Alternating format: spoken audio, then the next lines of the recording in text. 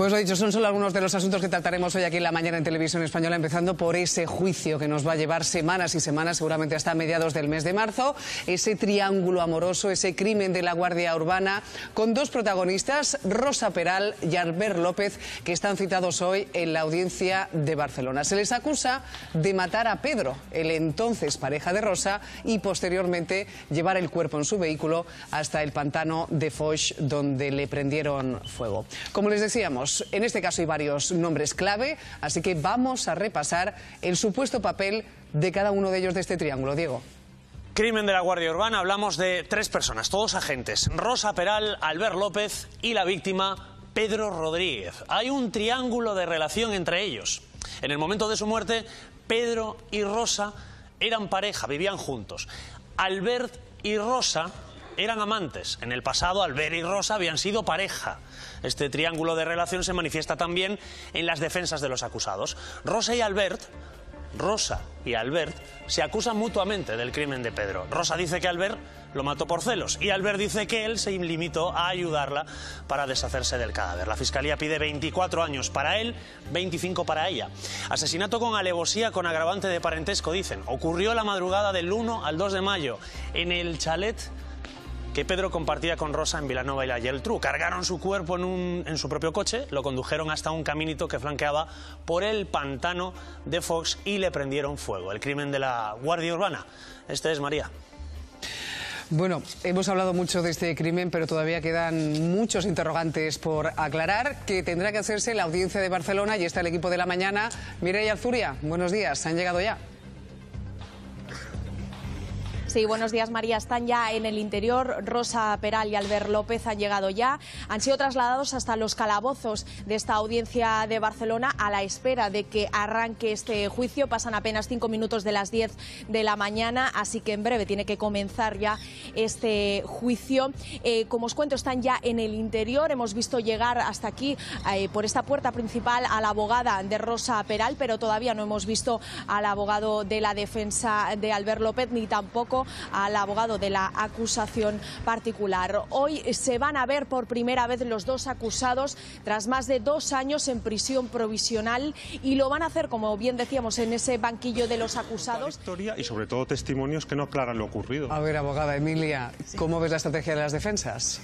Bueno, yo lo que sí que veo es que lo van a tener complicado, porque tienen que acreditar las versiones que son totalmente diferentes. Primero, ella lo que está diciendo es que él es el que tiene por celos, viene a su casa y le mata con un hacha y lo descuartiza. Entonces, a partir de ahí tendrá ella que decidir qué grado de participación tiene, y que además se siente totalmente asustada y amedrentada porque lo que tiene es miedo, le ha quitado el teléfono, por eso no llama directamente a la Guardia Civil, ni informa en ningún momento a la policía, ni pide ayuda, miedo por sus hijas. La versión que tiene él, todo lo contrario, que llega a ella ya con el cuerpo en el maletero, que yo me pregunto, a ver cómo justifica que una mujer, bueno, ella es fuerte, lo pueda meter sola en el maletero, y que le dice que por favor que le ayude para que se puedan deshacer de él. Creo que lo tienen complicado. De hecho, decíamos, Mireia, tú que estás allí en la audiencia, durante todo este tiempo hemos estado incluso presentes en las reconstrucciones en la que los investigadores han tratado de dar respuesta a todos esos interrogantes, y a día de hoy todavía no sabemos qué pasó realmente con Pedro. Exacto, María, como bien decís, este jurado popular lo va a tener muy complicado, y es que lo cierto es que durante estos más de 2 años hemos ido viendo esas versiones tan diferentes de uno y del otro, hemos ido viendo muchos giros de guión, y como dato, ellos van a declarar, los dos acusados, algo que no suele ser lo más habitual, en la última sesión del juicio a petición propia. Decíais, bueno, todo puede ser, veremos qué es lo que pasa, qué es lo que acaban declarando, y como decíais, este jurado popular que lo va a tener desde luego muy difícil, que incluso en una de las sesiones está previsto que se desplacen, como ya hemos contado aquí en el programa, hasta el lugar de los hechos para realizar allí una reconstrucción y ver in situ pues el escenario del crimen. Pues yo la verdad es que lo veo mucho más sencillo de lo que lo estamos planteando. Me atrevería a apostar a que los van a condenar a los dos, porque está más que acreditada la intervención de los dos en el crimen. ¿Hay alguna duda? si muere asfixiado, si hay algún golpe con un objeto contundente, porque pese a que limpian la escena del crimen aparece una gota de sangre en una bombilla, pero que los dos participaron no hay la más mínima duda. Rosa reconoce, dice que fue su amante quien lo mató, pero ella, hasta que la detienen, no acusa a nadie, es decir, habría cooperado con él porque lo sabía. Él, el presunto asesino, hasta pregunta a un compañero, antes de que se cometa el crimen, cómo se desharía de un cuerpo, y le dice que quemándolo en un coche. Efectivamente, lo que hacen es quemarlo en un coche. Yo creo que intervienen los dos. La víctima pesaba 90 kilos, era un hombre muy fuerte, muy corpulento. También, vamos a ver la imagen del acusado, porque me atrevo a decir a que no va a parecer tan fuerte como es en realidad. Veremos si aparece más menudo de lo que era en realidad, para dar esa impresión de que no puede ser. Pero yo creo que participaron los dos y que a estas alturas apenas hay ninguna duda de la responsabilidad compartida. De hecho, ha perdido peso. Y hay una prueba que es muy importante, que la Fiscalía y la acusación está pidiendo que se incorpore en estos trámites previos, que es el teléfono móvil prepago que adquiere el acusado 10 días antes de la muerte de Pedro, y desde el que se realiza una llamada telefónica esa misma noche. Han tardado 2 años la compañía telefónica, por cierto, en trasladar a la juez la existencia de esa llamada telefónica, que es una cosa que a mí me parece, una compañía telefónica tiene que ser mucho más célere, ¿no?, en dar esa información. Sí. Por desgracia, más habitual de lo que pensamos. Sí, pero de todas formas eso se presenta ahora como una cuestión previa. O sea, las partes, en el momento de citarles y estar en el plenario, lo que hacen es que se les leen los escritos de acusación a ellos, se leen también los de la defensa, lógicamente, y van a proponer por parte de, creo que es por parte del fiscal, se va a proponer que se incluya esta conversación telefónica, y será el juez el que decida si se incluye o no. Tenemos juicio. Pero vamos al siguiente asunto, porque después de 2 meses de protestas y de reclamaciones y de polémica, finalmente, Diego, lo han conseguido. Los vecinos de Berín ya tienen de nuevo parito. Un tema que hemos seguido cada día aquí en la mañana. Finalmente lo hace tras encontrar a los 2 pediatras necesarios para reabrirlo. Era la condición indispensable impuesta por la Xunta para abrir un paritorio que permanecía cerrado desde el mes de diciembre. Durante estos 2 meses, las parturientas se veían obligadas a desplazarse hasta Ourense capital, a casi 45 minutos de distancia, para dar a luz. ¿Quieren ver cómo están los vecinos? Nosotros sí. Allí está el equipo de la mañana. María Castelo, cuéntanos cómo están de contentos. Buenos días, pues os podéis imaginar cómo están los vecinos. Llevan encerrados aquí 2 meses y hoy por fin parece que su lucha pues ha dado sus frutos, porque se ha reabierto ese paritorio. Nos contaban que a las 8 de la mañana se ha incorporado aquí una pediatra, va a estar fija, y luego hay otros 2 pediatras que van a hacer las guardias y se van a rotar. 2 meses de encierro que comenzaba el pasado 2 de diciembre y han pasado aquí noches y también fechas muy señaladas como la Navidad, Nochebuena, Nochevieja. Los vecinos están contentos, pero avisan que van a seguir con la lucha. La defensa por la sanidad pública, y al final yo creo que es lo que hay que intentar defender, que los recursos públicos estén a disposición de los ciudadanos. Claro, y que además que la Xunta diga que hay falta de seguridad o que hay pocos partos, en vez de plantearse modificar esto, se plantea lo más fácil, que es cerrarlo. O sea, es que me parece muy cómodo cuando todos estamos contribuyendo. Y no olvidemos que hay más de 60 partos al año, o sea, en este hospital. Es una cantidad también considerable. La Fiscalía ha archivado la causa contra Infancia Libre por presunta organización criminal. Asegura no haber apreciado datos objetivos que demuestren que funcionara como una organización ilícita dedicada a presentar denuncias falsas por abuso sexual, tal y como denunciaba la Policía Nacional. Vamos a recordar el caso. Ni vínculos directos de las mujeres investigadas con la asociación, ni denuncias durante el periodo en el que Infancia Libre estuvo activa. La Fiscalía no ha encontrado nada que pruebe la hipótesis policial. Tras las 3 primeras detenciones, la policía sostenía que Infancia Libre había sido creada para dar cobertura a las madres que querían tener en exclusiva la custodia de sus hijos. Hablamos de un modus operandi que se caracteriza por una serie de elementos: la denuncia falsa. Pero según la Fiscalía no consta que se haya iniciado ningún procedimiento por denuncia falsa contra ellas. La asociación estuvo activa entre agosto de 2015 y mayo de 2017. María Sevilla y Rocío de la Osa, presidenta y vicepresidenta, fueron quienes llevaron el grueso de la actividad. Nunca contaron con asociados. La asociación no contó nunca con asociados, solamente con simpatizantes. La Fiscalía deja claro que las denuncias de ambas son anteriores a la constitución de la asociación y que no hubo una estrategia común.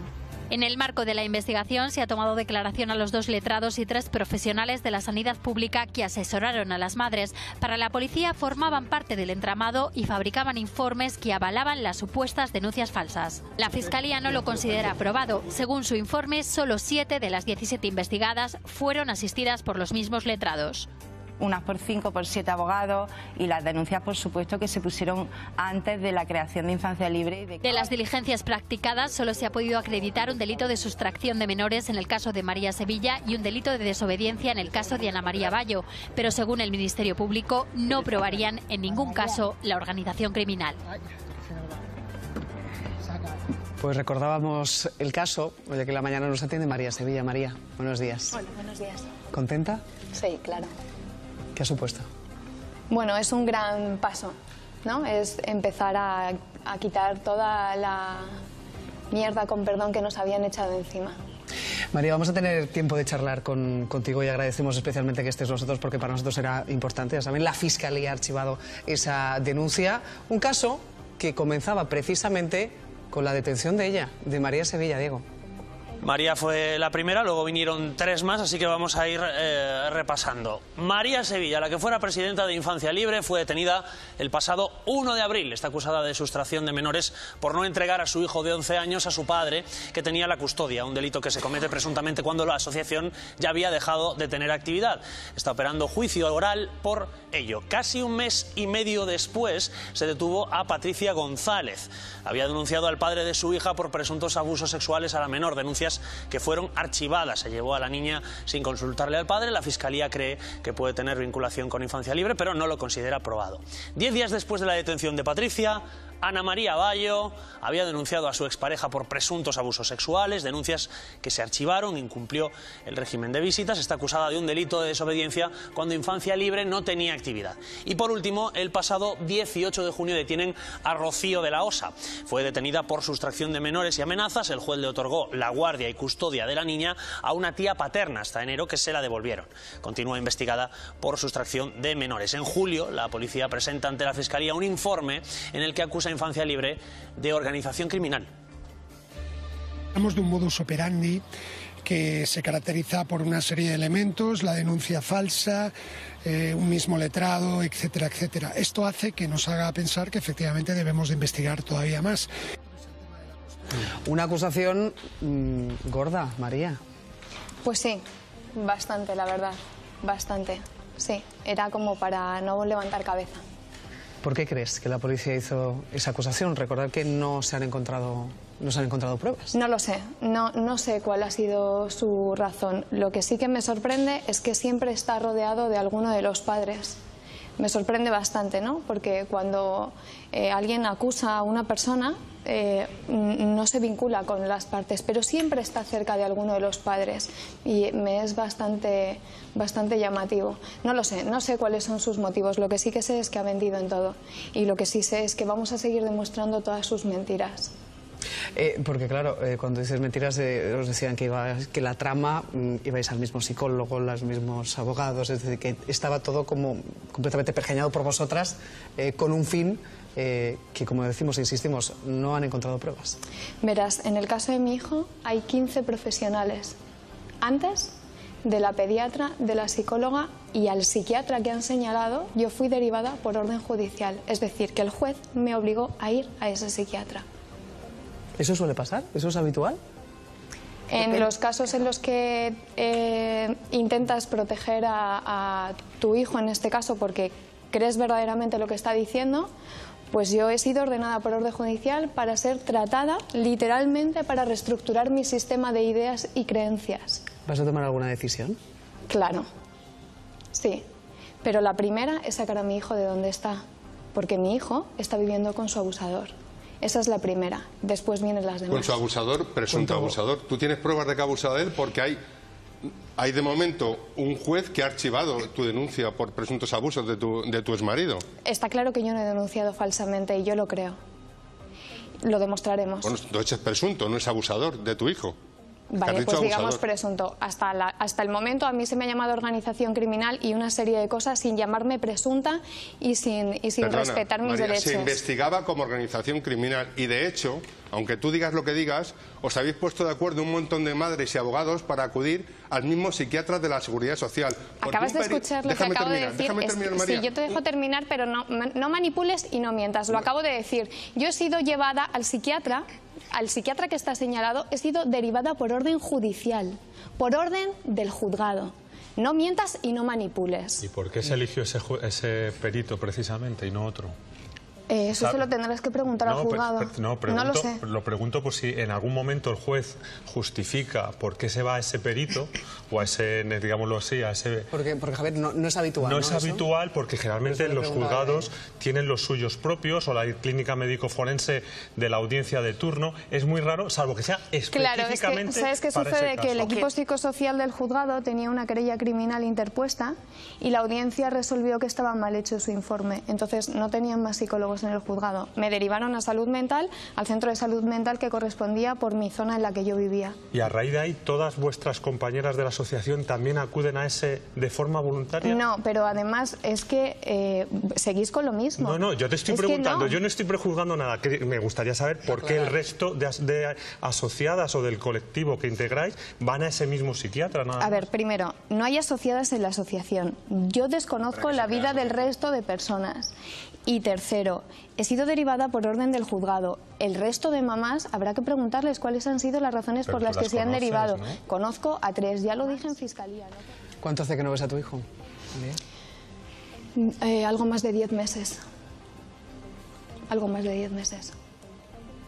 ¿Puedes hablar con él? No, no sé absolutamente nada de él. Nada. Nada. ¿Cómo se lleva eso? Pues solo me centro en pelear. No te permites nada más. Duele demasiado. Ya, pero es que tú durante muchos años has impedido que tu exmarido viera a su hijo. ¿Habéis hecho la labor de leer los informes médicos y psiquiátricos que hablan del estado de mi hijo? Estás acusado de un delito de sustracción de menores y de incumplir el régimen de visitas. Hay 15 profesionales. El régimen de visitas, 15 profesionales que dicen que yo no podía hacer otra cosa. Y muchos de esos profesionales han sido también ordenados por orden del juzgado. Sí, yo creo que es importante diferenciar dos cosas aquí. Una es la acusación que hay sobre la asociación, que es una persona jurídica. Y luego están los casos individuales, que son personas físicas, como es el caso de María y otras personas. Hay que diferenciarlo. ¿Qué es lo que realmente ahora el fiscal ha dejado? Digamos que eso, que el fiscal ha pedido archivado. No archivado. El fiscal lo único que hace es que considera que la asociación no existen indicios suficientes para que se haya creado con esa trama, claro, con lo que se dice, o sea, precisamente para delinquir, que estos profesionales se han unido y han formado esta asociación para conseguir estos objetivos, o sea, y lo que dice es que no tiene motivos para acusar a la asociación. ¿En qué datos se basó la policía para artimañar esa acusación? Pues supongo que porque tenía conocimiento de que había varias mujeres. Había una forma de operar muy similar, según la policía, que siempre iban al mismo profesional sanitario, que siempre hacían al mismo abogado, que siempre ponían por delante una denuncia de supuestos abusos por parte del progenitor y que luego se archivaban. Es decir, hubo una continuidad, una forma de actuar, según la policía. Me vais a permitir un segundito por ir aclarando y voy a seguir tirando del hilo contigo, Emilia. Decía, ese es el momento de la acusación. Con Diego antes recordábamos ese 1 de abril, que yo entiendo que tú lo tienes grabado a fuego. El 30 por la noche. 30 por la noche, que llega la policía y a ti la gente, ¿qué te dice? ¿La policía o las personas? Cuando vienen a casa. La entrada fue brutal. Yo quiero recordar algo así como le han lavado el cerebro a tu hijo. ¿Qué dijo, frase? ¿no? Sí. ¿Cómo era aquello? No sé qué fue lo que dijo el policía, pero esa es otra de las cosas que nos vamos a encargar de demostrar que es mentira, ¿no? Hemos pedido una serie de pruebas en mi defensa que van a demostrar que efectivamente lo que dijo el policía es absolutamente falso. Estoy bastante cansada de que siempre digan lo mismo. Mi hijo no ha mentido y yo tampoco. Es una desgracia lo que nos ha pasado y es absolutamente increíble que después de lo que nos ha pasado haya esta persecución tan brutal. O sea, es absolutamente increíble. Lo cierto es que mi hijo va a crecer y esto se acabará demostrando. Intentaré que sea antes. ¿Tu hijo va a crecer aislado y desescolarizado como lo tenías tú? Tú has leído los informes. Tu hijo yo no lo estaba tenía aislado sin ir encerrado. a un centro escolar, perdona. A ver. Primero, yo no te estoy levantando el tono. Si no te importa, no me grites. Segundo, pero si te he gritado, mi hijo estaba sin escolarizar porque sus médicos habían justificado su no escolarización. Y lo habían justificado precisamente por la persecución policial que llevábamos viviendo durante muchísimos meses. Los médicos habían denunciado que mi hijo no podía vivir con ese señor ni tener contacto con ese señor. Muchos médicos, 15 profesionales para ser exactos, y muchos de ellos son públicos de la Seguridad Social, tampoco han estado señalados y han sido por orden del juzgado. Si eso fuera así, María, usted no sería juzgada dentro de poco por un delito de sustracción. De hecho, y lo que hizo es injustificable, por muchos médicos que citan. Vosotros conocéis, todavía no he sido juzgada. Pero va a ser juzgada, o sea, está procesada. Sí, y la van a juzgar estoy siendo acusada, sí. Por sustracción de un menor, el 6 de mayo, sí. Y como bien decía Luis, usted sacó a su hijo del colegio y lo escondió. No, yo no saqué a mi hijo del colegio. Mi hijo ya no iba al colegio por autorización de los médicos y con la autorización del centro escolar. No hay una conspiración en su contra, María, de verdad. No, si yo no pretendo que la haya, pero hasta el momento me han llamado de todo. Organización criminal, terrorista, asesina, me han llamado de todo. No sé quién les ha llamado eso, nosotros desde luego no le hemos llamado María, eso, pero sí que es cierto que hay habido un patrón de comportamiento. Se supone que hay una querella contra ti que es por sustracción de menores. Creo que no es ni querella. Creo que es una denuncia simple. Bueno, denuncia por sustracción de menores. Y tú tienes una por abusos sexuales, ¿no? A un menor. No, yo no he denunciado al padre de mi hijo por abusos sexuales. Al padre de mi hijo le han denunciado 3 veces 3 profesionales distintos. Pero tú estás personada, estarás personada. Yo estoy personada en 3 de las primeras, en la cuarta, en la última no estoy personada porque no la he encontrado.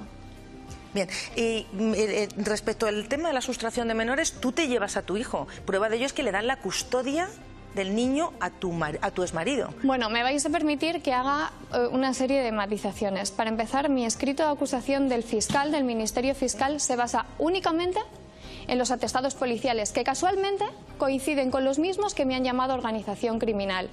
Como vamos a tomar acciones legales, ya veremos, el día de mi juicio, ya veremos qué pasa con esos atestados policiales. Y en segundo lugar, como tú bien sabes porque eres letrada, existe una cosa que se llama eximente, que quiere decir que a mí no se me podía exigir otra conducta. Yo ya he sido juzgada en otras ocasiones por el incumplimiento y ya he sido absuelta en otras ocasiones por el incumplimiento.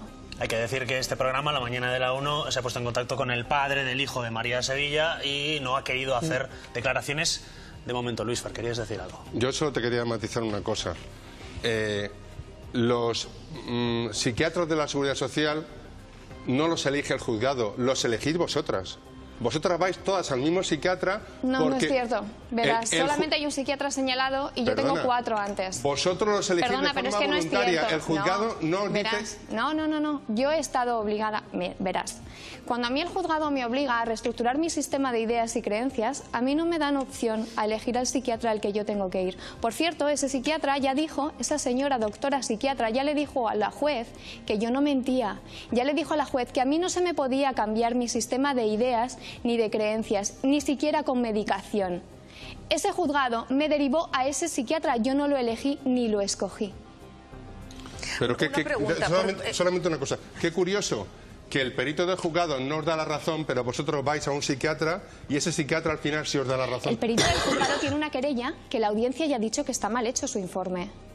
Pero, a ver, mi pregunta es, estás diciendo que están diciendo los peritos que a ti no se te puede cambiar tu sistema de ideas y creencias, ¿es correcto? Sí. Pero aquí lo que se está discutiendo es si el menor ha sufrido o no ha sufrido abusos sexuales.